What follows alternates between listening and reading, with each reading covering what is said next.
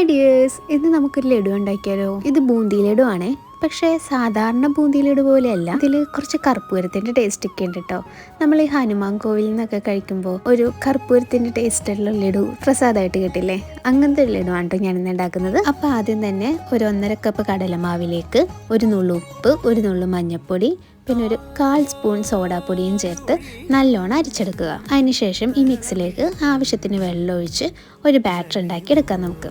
ഇനി ഒരു പാനിൽ കുറച്ച് വെളിച്ചെണ്ണ ഒഴിച്ച് ഇതുപോലൊരു സ്പൂണിൽ നമ്മൾ ഈ ബാറ്റർ പയ്യെ കോരി ഒഴിച്ച് ഇതുപോലെ നമുക്ക് എല്ലാ ബൂന്തികളും വറുത്ത് കോരി എടുക്കാം. വറുക്കുമ്പോഴേക്കും തീ ഹൈ ഫ്ലെയിമിൽ വെച്ച് വേണേൽ വറുക്കാൻ. ലോ ഫ്ലെയിമിലാവുമ്പോൾ പെട്ടെന്ന് എണ്ണ കുടിക്കും. അപ്പോൾ അതുകൊണ്ട് ഹൈ ഫ്ലെയിമിൽ വെച്ച് പെട്ടെന്ന് വറുത്തെടുക്കാം. 2-3 മിനിറ്റ് മതി കേട്ടോ ബൂന്തിയൊക്കെ വറുത്ത് വരാൻ. അങ്ങനെ നമ്മളിവിടെ എല്ലാം വറുത്ത് റെഡിയാക്കി വെച്ചിട്ടുണ്ട്. ഇനി നമുക്ക് ഇത് സോക്ക് ചെയ്യാനുള്ള പഞ്ചസാരപ്പാനി ഉണ്ടാക്കാം. ഒരു പാത്രത്തിലേക്ക് 1.5 കപ്പ് പഞ്ചസാരയും 1/4 ഗ്ലാസ് വെള്ളം ഒഴിച്ച് നമുക്കിത് നല്ലോണം അരിച്ചെടുക്കാം. കറിയാമ്പൂവിൻ്റെ ഫ്ലേവർ ഇഷ്ടമുള്ള ആൾക്കാർക്ക് ഈ സമയത്ത് 2-3 കറിയാമ്പൂ ഇട്ട് കൊടുക്കാം. നല്ലോണം തിളച്ച് വരുമ്പോഴേക്കും നമ്മൾ വറുത്ത് വെച്ചിരിക്കുന്ന ബൂന്തി ഇതിലേക്ക് ഇട്ട് നല്ലോണം മിക്സ് ചെയ്യാം. ഇനി നെയ്യിൽ വറുത്ത് വെച്ചിരിക്കുന്ന കാഷ്യൂനട്ടും കിസ്മിസും ചേർത്ത് നല്ലോണം മിക്സ് ചെയ്യാം.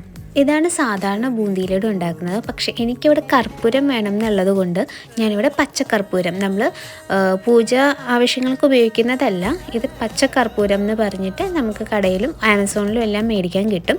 പച്ചക്കർപ്പൂരം ഒരു ശകലം പൊടിച്ച് ചേർത്തിട്ട് നല്ലോണം ഇളക്കി കൊടുത്ത് കുറച്ച് നേരം മൂടി വെച്ച് കഴിയുമ്പോഴേക്കും നമ്മുടെ ലഡു റെഡി ആയിട്ടുണ്ട്. ചൂടൊരു അല്പം ആറി വരുമ്പോഴേക്കും കയ്യിൽ നെയ്യ് തടവിയിട്ട് ഓരോ ഉരുളകളായിട്ട് പിടിച്ചെടുക്കാം.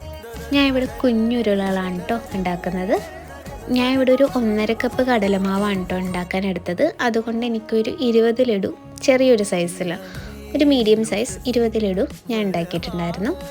അപ്പോൾ അത്രയേ ഉള്ളൂ, നമ്മുടെ ലഡൂസൊക്കെ ഇവിടെ റെഡി ആയിട്ടുണ്ട്. നല്ല ടേസ്റ്റ് ഉണ്ട്, നല്ല കർപ്പൂരത്തിൻ്റെ ടേസ്റ്റാണ് കഴിക്കുമ്പോൾ. കൈയൊക്കെ ചുമന്നു കേട്ടോ, എന്നാലും നല്ല ടേസ്റ്റാണ്. എനിക്ക് അമ്പലത്തിലൊക്കെ പോയി കഴിക്കുമ്പോൾ കിട്ടുന്ന ആ ഒരു സാറ്റിസ്ഫാക്ഷൻ കിട്ടി. എന്താണേലും ട്രൈ ചെയ്ത് നോക്കൂ കേട്ടോ.